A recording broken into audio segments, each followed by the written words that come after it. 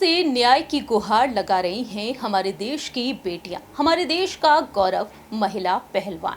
उनका साफ तौर पर कहना यही है कि जल्द से जल्द बीजेपी सांसद और डब्ल्यूएफआई के प्रमुख रहे ब्रजभूषण शरण सिंह को गिरफ्तार किया जाए, सभी पदों से बर्खास्त कर दिया जाए। लेकिन मोदी सरकार की चुप्पी ने 100 सवाल खड़े कर दिए हैं। जहां एक तरफ देश के प्रधानमंत्री इस मामले में चुप हैं, वहीं दूसरी ही तरफ देखा जाए तो उत्तर प्रदेश के मुख्यमंत्री योगी आदित्यनाथ जी कई अहम फैसले कहीं ना कहीं लेते हुए दिखाई दे रहे हैं।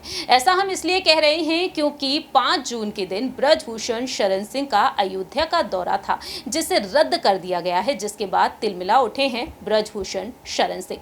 आखिरकार बीजेपी खेमे में क्या कुछ चल रहा है इन नेताओं के बीच, यहाँ पर अब सवाल खड़े हो रहे हैं। क्या यहाँ पर माफियाओं को जिस तरीके से यहाँ पर सजा देते हुए देखे जाते हैं सीएम योगी आदित्यनाथ, क्या यहाँ पर ब्रजभूषण शरण सिंह के खिलाफ वह उतरते हुए दिखाई देंगे या फिर नहीं? ये बेहद बड़ा और अहम सवाल बनता है।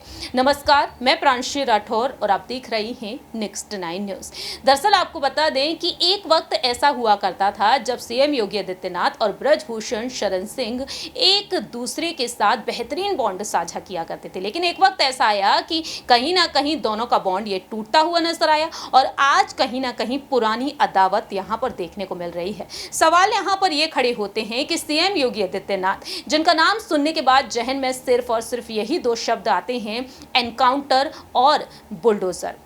ऐसे में देखा जाए तो यहाँ पर योगी आदित्यनाथ बाहुबली कहे जाने वाले, उत्तर प्रदेश में बाहुबली कहे जाते हैं ब्रजभूषण, तो क्या ब्रजभूषण के खिलाफ वह उतरते हुए दिखाई देंगे या फिर नहीं?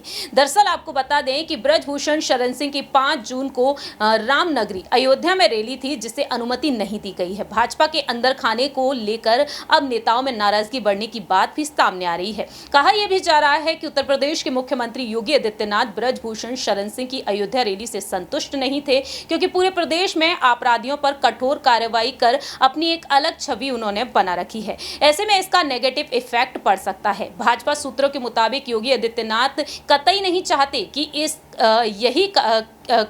चाहते कि उनकी रैली वहां पर निकाली जाए। यही कारण है कि अयोध्या में होने वाली रैली को प्रशासन से हरी झंडी नहीं मिली। ऐसे में देखा जाए तो अब यहां पर योगी आदित्यनाथ और ब्रजभूषण शरण सिंह को लेकर कई खुलासे हो रहे हैं।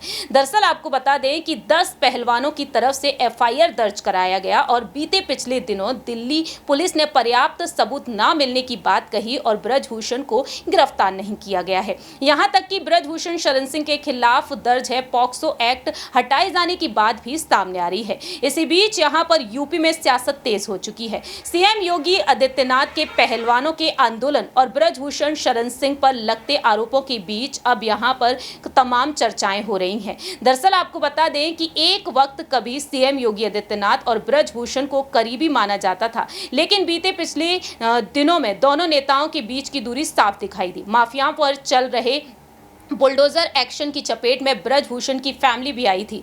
दरअसल ब्रजभूषण की राजनीतिक महत्वाकांक्षा यूपी चुनाव 2022 के दौरान काफी बड़ी हुई नजर आई। दावा ये किया गया कि यूपी चुनाव 2022 के दौरान जिस तरह से यहां पर उन्होंने करीबियों के लिए टिकट मांगे थे, लेकिन उनके मन का नहीं हो सका, जिसके बाद 2022 में गोंडा और बलरामपुर में बाढ़ के दौरान ब्रजभूषण ने जमकर योगी सरकार पर हमला किए। इतना ही नहीं, ब्रजभूषण ने योगी सरकार और अधिकारियों को कटघरे में खड़ा कर दिया था। हालांकि उस समय भी भाजपा और सीएम योगी आदित्यनाथ की तरफ से कोई प्रतिक्रिया सामने नहीं आई। 2023 के शुरुआत में योगी सरकार की तरफ से माफियाओं के खिलाफ कार्रवाई शुरू हो गई और ब्रजभूषण भी निशाने पर आ गए। हालांकि परिवार पर कोई कार्रवाई नहीं हुई। अब देखा जाए तो गोंडा में सरकारी जमीन पर कब्जा मामले में ब्रजभूषण के भाई शशि भूषण सिंह के बेटे सुमित सिंह के खिलाफ जालसाजी का केस भी दर्ज किया गया और 9 लोगों को नामजद बनाया गया। इसी घटना के बाद ब्रजभूषण और सीएम योगी आदित्यनाथ के बीच